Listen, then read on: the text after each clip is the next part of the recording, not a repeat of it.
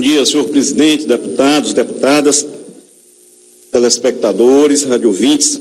Eu quero pedir a permissão a vossas excelências, inicialmente, para prestar uma homenagem aqui ao cidadão cearense, José Paiva Cruz, faleceu na última quinta-feira, vítima de um pequeno acidente, e que foi uma pessoa, um cearense honrado, que tem a sua honestidade como a grande virtude, trabalhou incansavelmente pelo bem-estar da sua comunidade, da sua família, um bom pai, bom esposo, bom sogro e bom vizinho, e que a gente sempre lamenta nesses momentos, em seus 88 anos, mas muito vigoroso, que isso tenha ocorrido, o nosso entendimento, ainda de forma precoce, já que pelo seu estado de saúde a gente imaginava que o seu Zé Paiva, ele iria chegar facilmente aos 100 anos, e sempre muito disposto, e sempre ajudando as pessoas, e de forma muito cidadã. Então, quero apresentar os meus pêsames para as famílias, para a família dele, para os seus filhos, noras, para seus netos, enfim, para sua esposa, para todos eles. Bom, e passar por eu tenho dois assuntos aqui, senhor presidente. Primeiro, eu quero destacar aqui a carta que foi feita, dirigida aos deputados, pelo Síndico de Justiça do Ceará, onde a diretoria desse sindicato, ela vem fazer um histórico sobre uma lei, uma mensagem que foi enviada a essa casa ano passado, e que, segundo o sindicato, retirava alguns direitos adquiridos pela categoria, e que, novamente, uma mensagem tramita nessa casa, aonde o sindicato demonstra preocupação que, ao ser aprovada, ela venha a retirar direitos desses trabalhadores da Justiça. E, por fim, a carta solicita a diretoria colegiada do Sindicato da Justiça do Ceará, coloca o seguinte: em sua missão incansável de representar a categoria dos servidores do Poder Judiciário do Estado do Ceará, vem respeitosamente solicitar o nosso apoio para que se utilize os meios legislativos jurídicos para suprimir o artigo 4 da mensagem número 48/16, que dá nova redação ao artigo 20 da Lei 14.786/10, por ferir, segundo eles, os direitos adquiridos e conquistas obtidas ao longo de anos, e suprimir também ainda o artigo 5º da referida mensagem de lei, a fim de evitar danos irreparáveis à vida funcional do servidor. E aí pede o apoio dos deputados nesse sentido de manter esses direitos dessa categoria. Então eu quero aqui me solidarizar com o sindicato, com essa categoria em luta, e essa mobilização. Bom, um assunto que me traz maior preocupação foi um debate que dominou as redes sociais, a imprensa de forma geral, e que tem sido causa de amplas mobilizações que têm ocorrido ao longo dessa semana e por todo o país. Deputado Santana, quando for possível, uma parte, a deputada Raquel. Pois não, deputada Raquel. Que é exatamente o fim do Ministério da Cultura. E os artistas intelectuais mobilizados fizeram uma carta endereçada ao presidente interino, o Michel Temer, que eu passo a ler o seu conteúdo e quero me somar a essa luta contra a extinção do Ministério da Cultura, que diz o seguinte: prezado senhor, entre as grandes conquistas da identidade democrática brasileira está a criação do Ministério da Cultura, em março de 1985, pelo então presidente José Sarney. É inegável que nessa ocasião o nome do Brasil já havia sido projetado internacionalmente através do talento de Portinari, de Oscar Niemeyer, de Anita Malfatti, de Jorge Amado, da música de Ari Barroso, Dorival Caymmi, Carmen Miranda, Tom Jobim e Vinícius de Moraes, do cinema de Glauber Rocha e de Cacá Diegues. Desta forma, a existência do Ministério da Cultura se deve ao merecido reconhecimento do extraordinário papel que as artes brasileiras desempenharam na divulgação de um país mais jovem, dinâmico, acolhedor e criativo. A extinção desse ministério, em abril de 1990, foi um dos primeiros passos do governo Collor de Mello. Abrigada em uma secretaria vinculada à presidência da República, a cultura nacional assistiu ao sucateamento de ideias, de projetos e realizações no campo das artes. Já no final do governo, tentando reconquistar o apoio político do perdido, o presidente Collor adotou outra postura, nomeando para a secretaria o intelectual e embaixador Sérgio Paulo Oni, encarregado de restabelecer o diálogo com a classe artística. Nasceu assim o PRONAC, Programa Nacional de Apoio à Cultura, que se tornou um elemento estruturante da política de cultura dos governos subsequentes, e a denominada Lei Rouanet. Felizmente, o presidente Itamar Franco, em novembro de 1992, devolveu aos criadores um ministério que havia comprovado o acerto da sua presença no cenário nacional.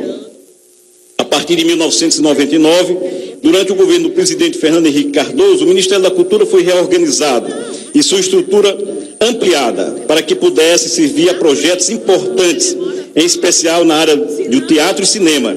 Desde então, o Ministério da Cultura vem ocupando de forma proativa das artes em geral, do folclore, do patrimônio histórico, arqueológico, artístico e cultural do nosso país, através de uma rede de institutos como o IFAM, a Cinemateca Brasil, a Funarte, o IBRAM, Fundação Palmares, entre muitos outros.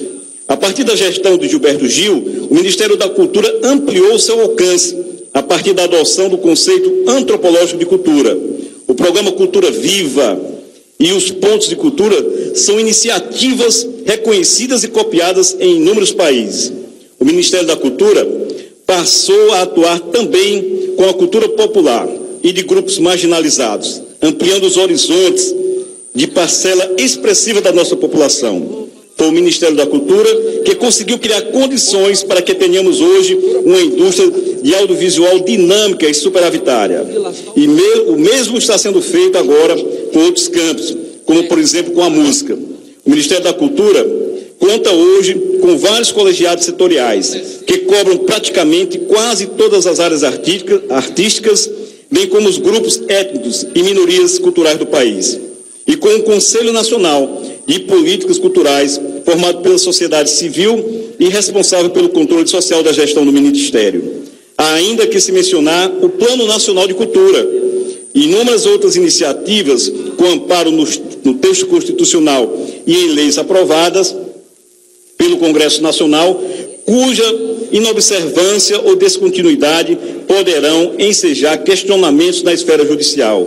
O Ministério da Cultura também protagonizou várias iniciativas que se tornaram referência no ordenamento jurídico internacional, como as convenções da Unesco sobre diversidade cultural e da salvaguarda do patrimônio imaterial, dentre outros.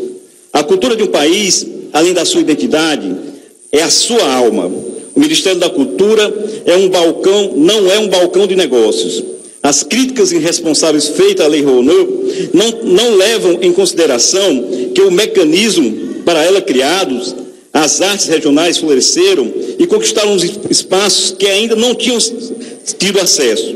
A cultura é a criação do futuro, é a preservação do passado.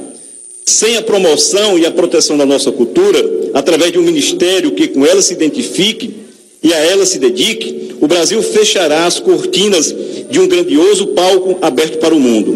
Se o Ministério da Cultura perder o seu status, fica submetido ao Ministério que tem outras centralidades e que, aliás, não é fácil de ser atendido. Corre-se o risco de jogar fora toda uma expertise que se desenvolveu nele a respeito de, entre outras coisas, regulação do direito autoral, legislação sobre os vários aspectos da internet, com o reconhecimento e o respeito de organismos internacionais especializados, proteção do patrimônio e apoio às manifestações populares.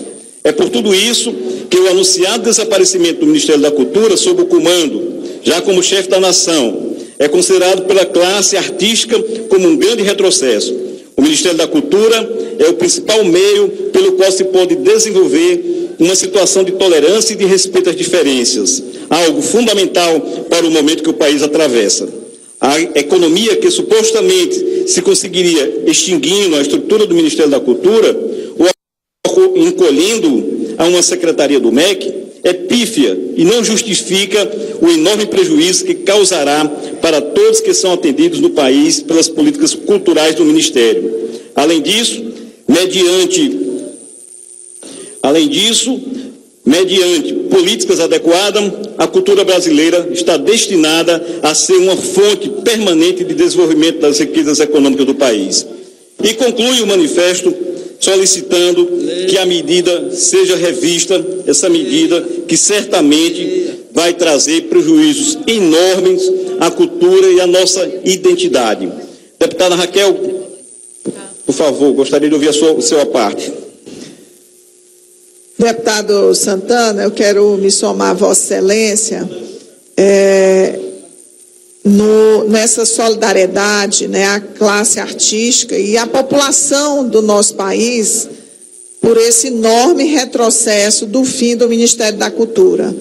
Acho que a população está se mobilizando, né, em todo o país, né, os artistas, a população, a juventude, né, porque é mais um retrocesso dentre muitos. Ontem nós estivemos fazendo aqui o nosso pronunciamento, relatando aí vários retrocessos desse governo interino ilegítimo do Temer, como a questão da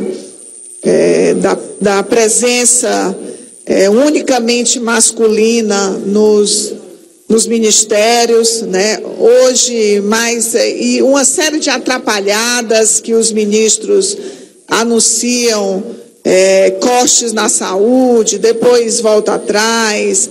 Há também todo um retrocesso nessa área social, inclusive já há também notas no sentido de tudo que a gente caminhou nesses 30 anos depois da Constituição, da nossa Constituição Cidadã, e que em menos de 24 horas, né, esses 30 anos de conquista, em especial as conquistas alcançadas nos governos do PT, em 24 horas isso retrocede, né, inclusive em relação às políticas nacional de assistência social, né, a política nacional de segurança alimentar, e agora também com mais um anúncio, né, do ministro em relação ao Minha Casa Minha Vida, né, onde o ministro da cidade decide para suspender a contratação de mais de 10 mil moradias selecionadas no programa Minha Casa Minha Vida. Também já há uma reação muito grande, foi aí um corte já efetivo. Outros cortes estão sendo anunciados, mas esse do Minha Casa Minha Vida é algo muito grave que já está sendo, já foi o primeiro corte já efetivado, e já há a reação aí dos movimentos, da coordenação nacional do MTST, né, e de vários, e da população em geral, dos beneficiários do Minha Casa Minha Vida, né, que a gente precisa cada vez ampliar mais e assegurar direito à moradia ao nosso povo, e não fazer cortes como esse governo ilegítimo está fazendo aqui no nosso país. Então nós temos que aqui no parlamento estar com a nossa voz altiva, né, que está em consonância com as vozes das ruas, dos movimentos,